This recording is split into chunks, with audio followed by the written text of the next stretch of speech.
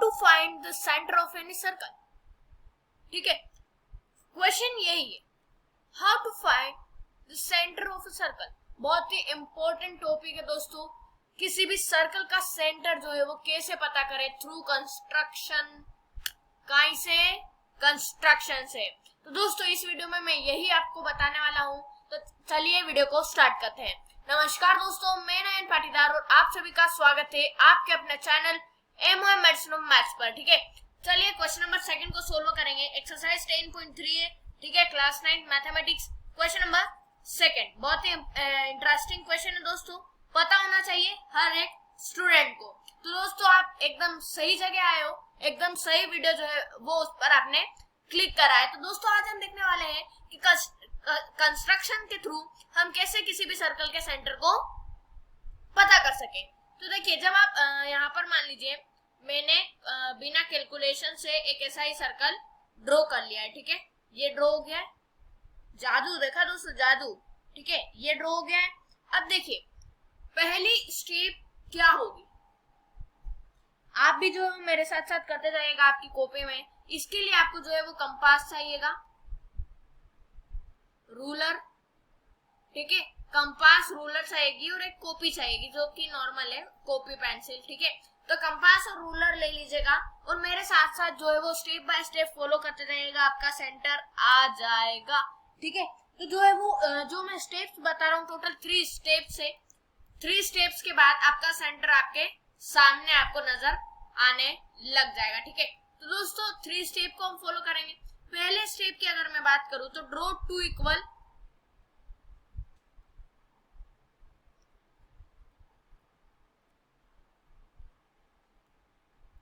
Codes. ठीक है, 2 equal codes. तो देखिए आपको जो है वो एकदम एक्यूरेट मेजरमेंट लेनी है। यहाँ पर मैं आपको बोर्ड पर समझा रहा हूं तो कुछ थोड़ा इधर उधर हो सकता है। आपको क्या करना है, आपको एक रैंडमली लेंथ चुन लेनी है आपके कंपास की, और एक की नोक यहाँ होनी चाहिए, दूसरे की नीब यहाँ होनी चाहिए। सेम ये जो लेंथ है ना, इतने की इतनी लेंथ से कंपास को ऐसा की ऐसा उठा के वापस से वहां पर रखिएगा साइड में, और जो है वो वापस से नाप लीजिएगा और इधर जो है वो दूसरी तरफ भी इस तरह से लगा दीजिएगा। ठीक है, तो यहाँ पर इसको थोड़ा ऊपर कर देता हूँ। ठीक है, ये हो गया। ठीक है, बराबर जो है वो हमने इधर भी इतनी लेंथ है लेना है और इधर भी उतनी ही लेंथ लेना है। तो आप जो कंपास की डिस्टेंस ले रहे हो वो जितनी आपने एक साइड ली है उतनी की उतनी नेक्स्ट साइड भी ले, उसको चौड़ा या कम ऐसे इस तरह से ना करें। फिर रूलर की मदद से इस तरह से इसे एक स्ट्रेट लाइन खींच दे। मेरी आपको थोड़ी टेढ़ी लगेगी लेकिन आप एक स्ट्रेट लाइन खींच दें इस तरह से। ठीक है, इसी तरह से इस तरह भी एक स्ट्रेट लाइन खींच देना है। तो आप देख सकते हो हमने 2 कोड खींच दिए, थोड़ी टेढ़ी मेढ़ी है लेकिन आपको रूलर की मदद से एकदम एक्यूरेट जो है वो ड्रॉ करना है। ठीक है, आप अच्छे से ड्रॉ कर लीजिएगा। थोड़ा सा भी अगर आपका चूक हो गया, थोड़ा सा भी अगर आपने कुछ भी गलती कर दी, जो मैं बता रहा हूँ वो आपने नहीं करा, तो आपका सेंटर निकलकर गलत आ जाएगा। ठीक है, इसको हम जो है वो पॉइंट पर मिला देते हैं। तो मान लीजिए इसको मैंने नेम दे दिया ABCD। ठीक है, 2 कोड हो गए हमारे इक्वल कोड। ठीक है, पहली स्टेप क्या हो गई, ड्रॉ 2 इक्वल कोड। ठीक है, अब हमें दोस्तों एक बाइसेक्टर ढूंढना है दोनों कोड का। बाइसेक्टर, ठीक है, सॉरी परपेंडिकुलर बाइसेक्टर। क्या होता है, परपेंडिकुलर बाइसेक्टर जो है वो ड्रॉ करना है हमें। तो देखिए उसके लिए आपको क्या करना होगा, सबसे पहले आपको डी पे आपके कंपास की नीडल रखनी है। क्या कह रहा हूं मैं, समझ रहे हो ना? डी पर आपको आपके कंपास की नीडल रखनी है। क्या रखना है, पेंसिल की निप नहीं, नीडल रखनी है आपको कंपास की डी पॉइंट पर। फिर वहां से पेंसिल से कट मारना है। ठीक इसी तरह इस साइड नीचे की ओर भी इस तरह से कट मारना है। आर्क, जिसे हम आर्क कहते हैं, जो कि सर्कल का टुकड़ा होता है, आर्क। ठीक है, तो यही आपको कट करना है ऊपर और नीचे दोनों तरफ उसी लेंथ से। ठीक है, अब यहाँ पर बात आती है आपको लेंथ कितनी लेना है। तो देखिए जो आपकी कोड होगी उससे आधे से ज्यादा इतनी बड़ी, डी से लेकर इतनी बड़ी लेंथ आप रख लीजिएगा। यानी कि जो भी कोड है आपकी उससे आधे से ज्यादा लेंथ आपको आपके उसके लिए रखनी है, क्या बोलते हैं, कंपास के लिए रखनी है। ठीक है, ये हो गया, हमने आर्क जो है वो कट कर लिया। अब यहाँ पर आपके नीडल रखना है सी पॉइंट पर, वापस से एक कट, दोनों तरफ मार देना है, ठीक है। अब यहाँ पर आप देख रहे हो ये पॉइंट आ रहा है और यहाँ पर भी पॉइंट आ रहा है, दोनों तरफ पॉइंट आ रहा है। अब आप क्या करोगे, देखिए रूलर की मदद से फटाफट से इस तरह से पॉइंट पे गुजरती हुई एक लाइन जो है वो आपको ड्रॉ कर लेनी है इस तरह से, ठीक है। फिर चाहे अब आप इन दोनों को हटा दीजिए, दोनों पॉइंट पर होके गुजरनी चाहिए वो वाली लाइन, ठीक है। ये एक लाइन गई। अब वापस हम ए से भी उसी तरह का करेंगे। देखिए कंपास लीजिएगा अपने हाथ में, ए पॉइंट पर उसके नीडल रखिएगा, उसकी लेंथ आपके कोड की आधे से ज्यादा रखिएगा, ठीक है। ये हो गया। ए पॉइंट पर रख के एक आर्क कट करिएगा इस तरह से, ठीक है। और यहाँ पर नीचे की ओर भी इस तरह से आर्क कट करिएगा, ठीक है। बी तरफ से इस तरह से, ठीक है। आप जो है वो लेंथ अच्छे से करोगे तो आपका अच्छा एक्यूरेट आ जाएगा। फिर बी से वापस इस तरह से, तो वापस यहाँ पर 2 पॉइंट आपको नजर आ रहे हैं, ठीक है। ये जो यहाँ पर कट हो रहे हैं, ठीक है। अब यहाँ से मैं क्या करूंगा, पॉइंट पर होते हुए ये कर दूंगा, ठीक है। इस तरह से जो है वो पॉइंट पर होती हुई मैंने एक लाइन ड्रॉ कर दी। रूलर की मदद से आपको करना है, मैं रैंडमली कर रहा हूँ, यहाँ पर किसी भी मदद से नहीं कर रहा हूँ, ठीक है। तो जो है वो यहाँ पर हमने लाइन भी कट कर दी, ठीक है। यहाँ पर ले आते हैं लाइन को, ठीक है। लाइन को हमें रखना है, सिर्फ आर्क को कट करना है, वो बातें करते करते आपसे, ठीक है। तो यहाँ पर जो आप देख सकते हो हमारे पास अब 2 लाइन है। अब इन्हीं का काम है, स्टेप बाय स्टेप आपको याद रखना है हमने क्या क्या करा है। बाकी कंस्ट्रक्शन करना है, यानी कि क्या होगा, मैं आपको कंस्ट्रक्शन की स्टेप भी लिखनी होती है। कंस्ट्रक्शन में यही जो है वो नियम होता है, ठीक है। तो अब देखिए यहाँ पर पॉइंट का आप कुछ भी नाम दे दो इनको, बाकी कोई जरूरी भी नहीं है। अब क्या करना है, सबसे पहले हमने क्या करा, इक्वल कोड देखे, फिर आर्क कट करे वहां से। अब उसकी कंपास की लेंथ आपको कोड से आधे से ज्यादा रखनी है, ये मैं आपको बता चुका हूँ, ठीक है। फिर मैं आर्क कट करके एक रूलर की मदद से दोनों तरफ लाइन खींचनी है, ठीक है। लाइन खींचनी है तो वो क्या बन जाएगा आपका परपेंडिकुलर बाइसेक्टर, क्योंकि यहाँ पर ये बाइसेक्टर भी कर रहा है और एक स्ट्रेट लाइन जाएगी। अगर आप रूलर की मदद से करते हो तो वो परपेंडिकुलर भी बन जाएगा। तो दोस्तों देखिए अब आप इन दोनों लाइन पे देखते हो तो इस पॉइंट पर वो कट कर रहे हैं इस पॉइंट पर, ठीक है। ये जो पॉइंट है, ये पॉइंट क्या है, जी हाँ दोस्तों, यही तो हमारा सेंटर है। जहां पर ये दोनों स्ट्रेट लाइन कट कर रही है, बाइसेक्ट हो रही है आपस में, वही पॉइंट क्या कहलाएगा, सेंटर जो है वो कहलाएगा, ठीक है। सेंटर जो है वो कहलाएगा। तो पहली तो हमारी जो स्टेप है वो हो गई draw 2 equal code. Second step draw perpendicular bisector, ठीक है। ड्रॉ देयर कर देते हैं ताकि दोनों का हो जाए, दोनों में, ठीक है। ड्रॉ देयर, ये परपेंडिकुलर का साइन है ये वाला, ठीक है। परपेंडिकुलर बाइसेक्टर, सेकंड स्टेप ये हो गई। थर्ड स्टेप है दोस्तों, the point on which the intersect will be the centre of the circle. यही तो कहा मैंने, जिस जगह जिस पॉइंट पर ये दोनों लाइनें स्ट्रेट लाइन इंटरसेक्ट होगी वही पॉइंट आपका सेंटर कहलाएगा। तो ये हमारा क्या आ गया, सेंटर आ गया, ठीक है। ये और ये वाली लाइन क्या आ गई, परपेंडिकुलर बाइसेक्टर, ठीक है। इसको हमने काय से ड्रॉ करा है, आर्क से ड्रॉ करा है, ठीक है। अब और सेंटर हो गया, ये हो गया, और ये क्या है हमारी इक्वल कोड है, ठीक है। इन्हें मैं रब कर देता हूँ, एक समझाने के लिए मैंने आपको यहाँ पर करा था। तो इक्वल कोड हो गई, ठीक है। परपेंडिकुलर बाइसेक्टर हो गए, ठीक है, वो ड्रॉ करे हमने आर्क से, और सेंटर हो गया, ठीक है, ये वाला। तो यहाँ पर सेंटर को तो हम रहने देते हैं, ये जो पॉइंट है ये हमारा है सेंटर ऑफ द सर्कल। तो दोस्तों देखिए थर्ड स्टेप भी जो है वो मैं आपको प्रोवाइड करा देता हूँ। थर्ड स्टेप होगी हमारी the point on which the intersect, the point on विच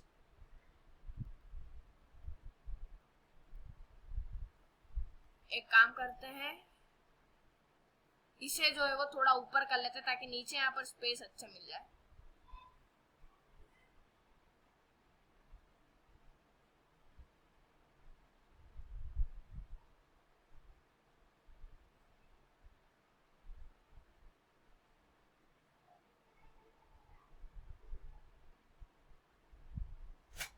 ठीक है। तो अब हम क्या करेंगे, सर्कल में ये जो भी हमने ड्रॉ करा था वो हम हटा देंगे सिवाय सेंटर के।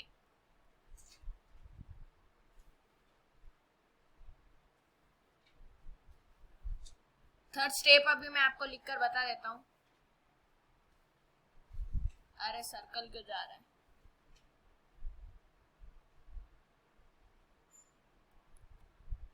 ठीक है। ऑन विच दे इंटरसेक्ट,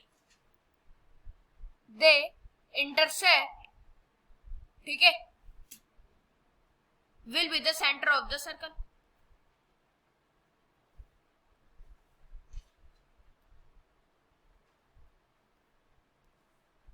तो दोस्तों यहाँ पर जो है वो मैं आपको जो मैंने लिखा है वो मैं आपको बता देता हूँ, ठीक है। कंस्ट्रक्शन है हमारी, ड्रॉ टू इक्वल कोड्स, ठीक है। बोलते बोलते मैं रब भी करते जाऊंगा। ड्रॉ टू इक्वल कोड्स, ये हमारी फर्स्ट इक्वेशन थी, सॉरी कंस्ट्रक्शन की स्टेप थी, ठीक है।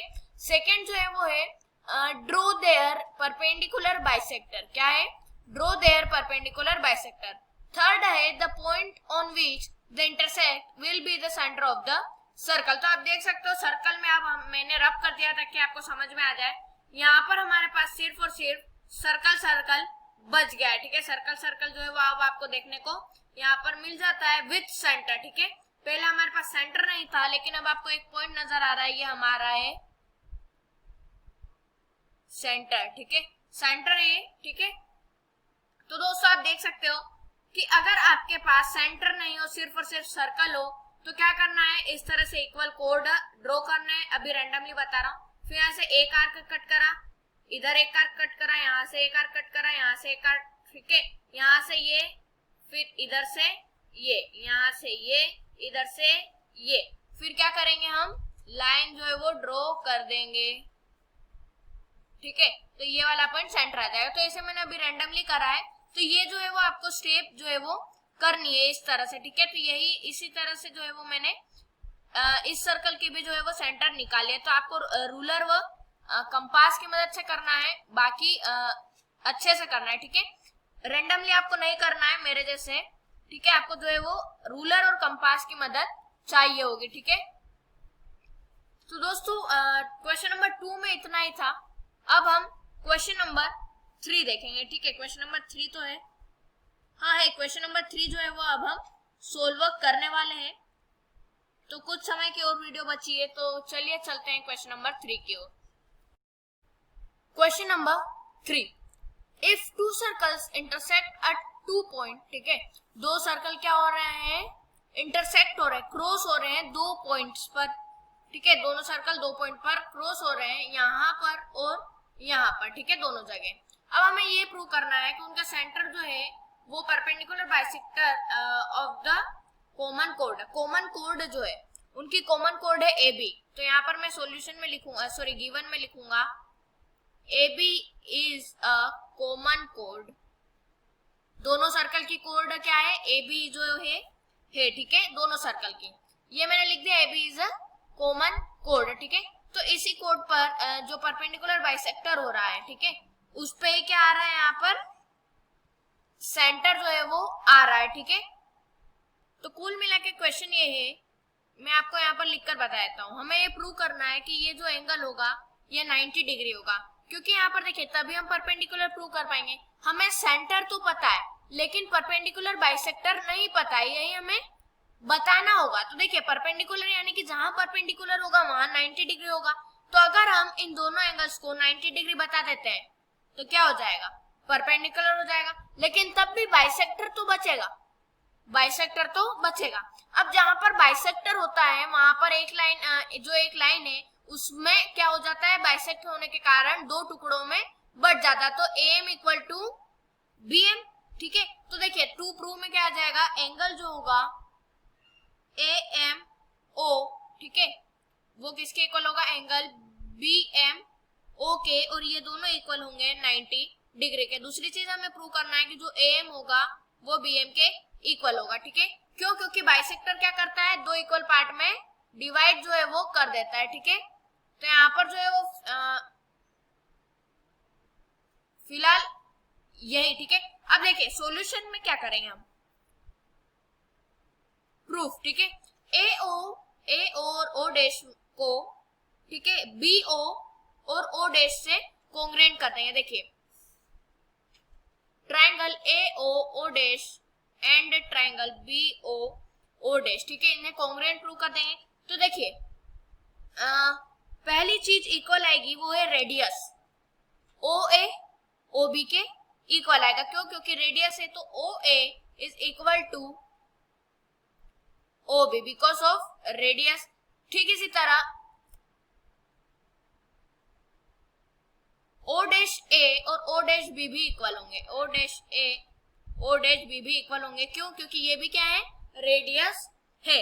दूसरी चीज अगर मैं देखूं तो आपको एक कॉमन यहाँ पर कोड देखने को मिल जाती है। कोड कह सकता हूं मैं,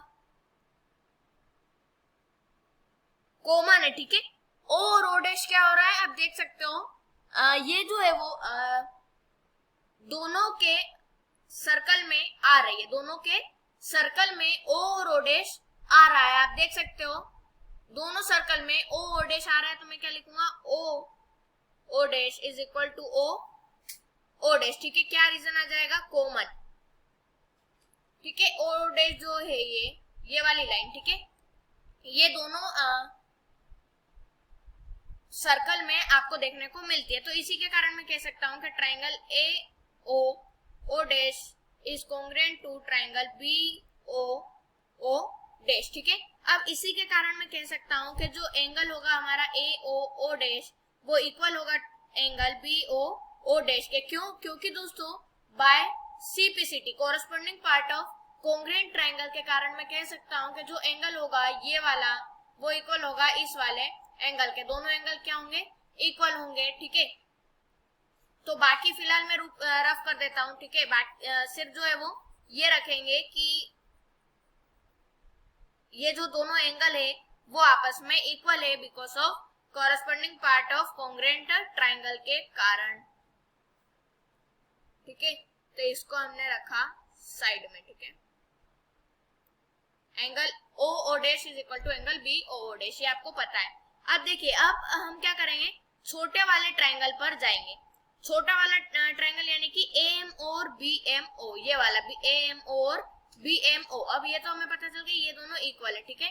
तो यहाँ पर जो है वो मैं लिखूंगा ट्राइंगल ए एम ओ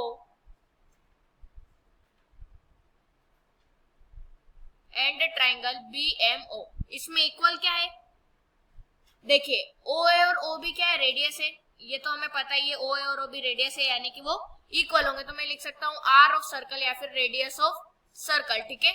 यहाँ पर ये आ जाएगा CIRCLE, ठीक है, ध्यान दीजिएगा। आगे है ओ एम, आपको कॉमन देखने को मिल जाता है ओ एम, ठीक है, इस साइड से ओ एम। दोनों ट्राइंगल जो है ए एम ओ और बी एम ओ दोनों में ओ एम आ रहा है, दोनों में क्या आ रहा है, ओ एम आ रहा है। तो दोनों में मैं क्या लिख दूंगा, कॉमन जो है वो लिख दूंगा O M is equal to O M, ठीक है। ये हो गया। दूसरी चीज कि ये हमने इक्वल बताया था, आपको याद हो तो ये दोनों एंगल हमने इक्वल बताया था, ठीक है, ए ओ डैश और बी ओ डैश। लेकिन क्या हम ए ओ एम कर सकते हैं और बी ओ एम भी कर सकते हैं, ओ डैश की बजाय हम एम तक ही सीमित रह सकते हैं। तो मैं लिख सकता हूं A O M is equal to angle B O M, ठीक है। आपस में क्या आ जाएंगे, इक्वल आ जाएंगे। कारण इसका क्या आ जाएगा, ए ओ डैश, या फिर दोस्तों मैं यहाँ पर इसे नाम दे देता हूं फर्स्ट इक्वेशन का, ठीक है, और यहाँ पर लिख देता हूं बाय फर्स्ट इक्वेशन। ये मैंने यहाँ पर इसको रीजन दे दिया। अब तीन चीज इक्वल हो गई, इसी के कारण मैं लिख सकता हूँ कि जो ट्राइंगल ए एम ओ होगा वो कॉन्ग्रुएंट होगा ट्राइंगल बी एम ओ के। अब तो दोस्तों मेरे हिसाब से आपको कॉन्ग्रुएंट प्रूव करने में बहुत ही मजा आते होंगे, फेवरेट आपके क्वेश्चन बन गए होंगे, क्योंकि हम कब से इस तरह के क्वेश्चन सोल्व करते आ रहे हैं और यही मेन जो है वो कॉन्सेप्ट है, ठीक है, इसका। तो मेरे हिसाब से मजा आना चाहिए, ठीक है, और चुटकियों में सोल्व होना चाहिए। तो हमने फटाफट कॉन्ग्रुएंट प्रूव कर दिया है। ठीक इसी से मैं कह सकता हूँ कि जो ए एम लाइन होगी वो बी एम लाइन के इक्वल होगी। क्या होगा, ए एम लाइन इक्वल होगा बी एम लाइन के। क्यों होगा, देखिए ए एम लाइन होगा वो इक्वल होगा बी एम लाइन के, क्योंकि दोस्तों बाय सीपीसीटी के कारण, किसके कारण, बाय सीपीसीटी के कारण। देखिए दोस्तों यहाँ पर आपको कोरस्पोंडिंग पार्ट कैसे पता करना है, corresponding part of congruent triangle. तो जब सीपीसीटी जो होता है वो तभी अप्लाई होता है दोस्तों जब आप किसी भी दो ट्रायंगल को कॉन्ग्रुएंट प्रूव कर दो। कॉन्ग्रुएंट का मतलब पता होना चाहिए आपको। मान लीजिए आपके पास एक ट्रायंगल है, ठीक उसी के ऊपर आपने एक और ट्रायंगल रख दिया है, ठीक है, और अब आपको उसके कोई नजर नहीं आ रहा है, सिर्फ एक ही ट्रायंगल दिख रहा है आपको, ठीक है, लेकिन आपने रखे हैं उसपे दो, लेकिन आपको दिख रहा है अगर एक, यानी कि वो कॉन्ग्रुएंट होगा, बिल्कुल बराबर का होगा, ठीक है। तो ये कॉन्ग्रुएंट हमने प्रूव कर दिया है और इसी के बाद जो है वो हमारा सीपीसीटी रूल लागू जो है वो होता है, सीपीसीटी रूल लगता है, ठीक है। आज इसके फुल फॉर्म की बात करूं तो ये भी आपको पता होना चाहिए, बाकी एक बार बता देता हूं। Corresponding part of congruent triangle, ठीक है, corresponding part of congruent triangle. तो कोरस्पोंडिंग पार्ट कैसे पता करें? अब हमें यहाँ पर एम और बीएम को इक्वल बताना है, तो मैं फर्स्ट ट्रायंगल में फर्स्ट लेटर और सेकंड लेटर को देखा ए और एम, तो अगर मैं सेकंड ट्रायंगल में यही स्टार्टिंग के दो लेटर ले लो तो वो और ये क्या होंगे, कोरस्पोंडिंग पार्ट होंगे। तो बी और एम भी क्या हो जाएगा, ए एम के कोरस्पोंडिंग पार्ट हो जाएंगे, और कोरस्पोंडिंग पार्ट इक्वल होते हैं कॉन्ग्रुएंट ट्रायंगल के, ठीक है। यहाँ पर कॉन्ग्रुएंट का साइन अच्छे से बना देता हूँ, ठीक है। इसका साइन कुछ इस तरह से होता है, इक्वल टू का साइन देना है और फिर उल्टा इसका साइन देना है, तो वो मिला के कॉन्ग्रुएंट का साइन बन जाता है। तो ये मैंने लिख दिया, ठीक है। आपको यहाँ पर देखने को मिल जाता है कि A M equal to B M, ठीक है, ए एम क्या हो जाता है, बी एम के इक्वल जो है वो आ जाता है, कारण आ जाएगा सीपीसीटी। अब देखिए दोस्तों, अब ध्यान दीजिएगा, अब यहाँ पर अगर मैंने लाइन को इक्वल बता दिया है, ठीक है, तो मैं इन दोनों एंगल को भी तो इक्वल बता सकता हूँ, इन दोनों एंगल को, ठीक है। क्यों बता सकता हूँ इक्वल?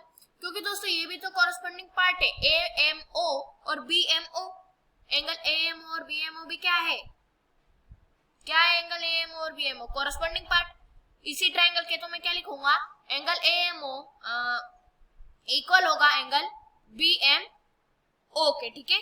कारण क्या आ जाएगा, वही सीपीसीटी। अभी मैंने बताया कॉन्ग्रुएंट ट्रायंगल पर ये रूल फॉलो होता है, तो हमने कॉन्ग्रुएंट ऑलरेडी प्रूव कर दिया है, और ये दोनों क्या है, कोरस्पोंडिंग पार्ट भी। आप देख सकते हो ए एम ओ, इधर भी हमें दूसरे ट्रायंगल में भी इस तरह से देखना है बी एम ओ, तो आप देख सकते हो कोरस्पोंडिंग पार्ट भी नजर आ रहे हैं हमें, तो दोनों एंगल इक्वल हो जाएंगे। इसे मान लेता हूं मैं सेकेंड इक्वेशन, ठीक है। सेकेंड इक्वेशन यहाँ पर मैंने माना, फिलहाल सभी को रब कर देते हैं, इनका कुछ काम नहीं ऊपर, ठीक है। फर्स्ट इक्वेशन का भी काम कुछ नहीं है, ठीक है, तो फर्स्ट इक्वेशन को भी मैंने रख कर दिया। दोस्तों नोट डाउन करना है तो कर लीजिए पोस्ट करके, ठीक है। सेकेंड इक्वेशन को जो है वो हम थोड़ा हवाई जहाज से ऊपर ले जाते हैं, ये सेकेंड इक्वेशन हो गई हमारी, ठीक है। अब दोस्तों देखिए, यहाँ पर जो है वो ए एम ओ, और अगर मैं बी एम ओ को प्लस कर दूं तो उसका जो सम आएगा वो क्या आएगा, 180 डिग्री जो है वो आएगा। बात आती है क्यों आएगा, क्योंकि A B is a line, ठीक है, ए बी इज अ क्या है, लाइन है, और अगर लाइन पे कोई एंगल बनता है तो वो उसका जो सम होगा वो क्या होगा, 180 degree. A B is a line भी लिख सकते हो, या फिर आप लीनियर पेयर भी जो है वो लिख सकते हो, क्योंकि एक लाइन पर जो एंगल बनते हैं उनका सम 180 डिग्री होता है by the rule of linear pair, या फिर आप लिख सकते हो क्योंकि ए बी क्या है, लाइन है, ठीक है, और लाइन पर बने एंगल का सम होता है 180 डिग्री। तो ये एक लाइन पर बन रहे हैं, ए बी लाइन पर बन रहे हैं, आप देख सकते हो ये जो लाइन है हमारी ए बी है, और ये दोनों यहाँ पर एंगल आपको दिख रहे होंगे, तो इनका सम 180 डिग्री आएगा, ठीक है। अब यहाँ पर आपको नजर आता है सेकेंड इक्वेशन में, ठीक है, फ्रॉम सेकेंड इक्वेशन यहाँ पर आपको ये दिखता है कि एएमओ जो है वो बीएमओ के बराबर जो है वो है। तो अब या तो बीएमओ की जगह आप एएमओ लिख सकते हो, या फिर एएमओ की जगह बीएमओ लिख सकते हो, क्योंकि दोनों आपस में क्या है, क्या है, दोनों आपस में इक्वल है। हमने यहाँ पर प्रूव कर रखा है सेकेंड इक्वेशन में, तो यहाँ पर मैंने ऑलरेडी लिख दिया है फ्रॉम सेकेंड इक्वेशन, ठीक है, फ्रॉम सेकेंड इक्वेशन। तो देखिए दोस्तों, यहाँ पर जो है वो एएमओ की जगह मैंने लिख दिया एंगल बीएमओ, क्योंकि दोनों इक्वल है, तो आप या तो एएमओ लिखो या फिर बीएमओ लिखो, बात एक ही है, ठीक है। अगर एप्पल का एग्जांपल दूं वापस से, या तो सेम वेट का एप्पल आपके सामने दो खड़े हैं, सेम वेट के एप्पल, ठीक है, और एप्पल ये दोनों एप्पल ये और दोनों 500 ग्राम के हैं दोनों, तो या तो आप ये वाला खा लो या फिर ये वाला खा लो, ठीक है। आप जो है वो कोई ना कोई सा एक खा लो, बात तो एक ही है, ठीक है। तो यहाँ पर क्या करूंगा, एंगल बीएमओ लिखूंगा और वापस बीएमओ को एज इट इज बीएमओ लिख दूंगा, बाकी 180 डिग्री भी एज इट इज जो है वो लिख दिया है। अब देखिए आपके सामने दो बीएमओ आ रहा है, दो बीएमओ तो मैं लिख दूंगा 2 angle BMO equal to 180 degree, वापस एज इट इज जो है वो आपको लिखना जो है वो होता है, ठीक है। यहाँ पर दो बीएमओ थे इसलिए हमने जो है वो 2 बीएमओ करके लिख दिया है। अब यहाँ पर देखिए angle BMO equal to 180 degree upon में 2 हो जाएगा, क्योंकि 2 का है, मल्टीप्लाई का है, और जब ब्रिज क्रॉस करेगा, ठीक है, क्या करेगा, ब्रिज क्रॉस जब करेगा अपना 2 तब वो डिवाइड में हो जाएगा, और 2 1 जा 2, 2 9 जा 18, 0।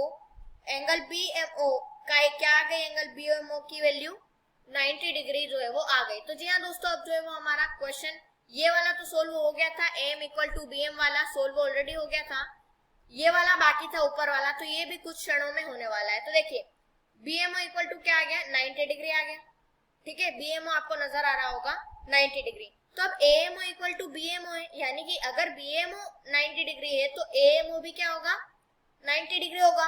तो मैं कह सकता हूं therefore angle AMO is also equal to 90 degree, यानी कि एंगल बीएमओ भी 90 डिग्री होगा, एएमओ भी 90 डिग्री होगा, क्योंकि वो आपस में इक्वल है, इसीलिए क्या होंगे, दोनों 90 डिग्री के होंगे। तो ये हमने अब दोस्तों दोनों चीजें प्रूव करनी थी, जो कि हमने यहाँ पर कर दी है, ठीक है। इजी से हमने जो है वो क्वेश्चंस को सोल्व कर दिया है, और अब शायद मेरे हिसाब से आगे कोई क्वेश्चन आपको देखने को नहीं मिलते हैं एक्सरसाइज 10.3 में। एक बार चेक कर लेते हैं हम, ठीक है, क्या 10.3 में और आगे क्वेश्चन है, ठीक है। क्वेश्चन नंबर 4 चेक कर लेते हैं। तो जी नहीं दोस्तों, अब 10.3 में कोई भी क्वेश्चन आपके सामने नहीं रह गया है, यानी कि इस वीडियो में जो है वो हमने 10.3 को पूरी को सोल्व कर लिया है, और पिछले वीडियो में 10.2 को सोल्व करा था, ठीक है। तो आशा करता हूँ वीडियो पसंद आई होगी। अगर वीडियो पसंद आई हो तो लाइक करें, कमेंट करें, शेयर करें, चैनल को सब्सक्राइब करना ना भूलें। मिलते हैं अगली वीडियो में, तब तक के लिए जय हिंद, जय भारत। और दोस्तों अभी तक अगर आपने मुझे सोशल मीडिया पर फॉलो नहीं करा है तो कर लीजिएगा, लिंक डिस्क्रिप्शन में आपको जो है वो मिल जाएगी, फटाफट से जाके फॉलो कर लीजिएगा। चलिए बाय बाय।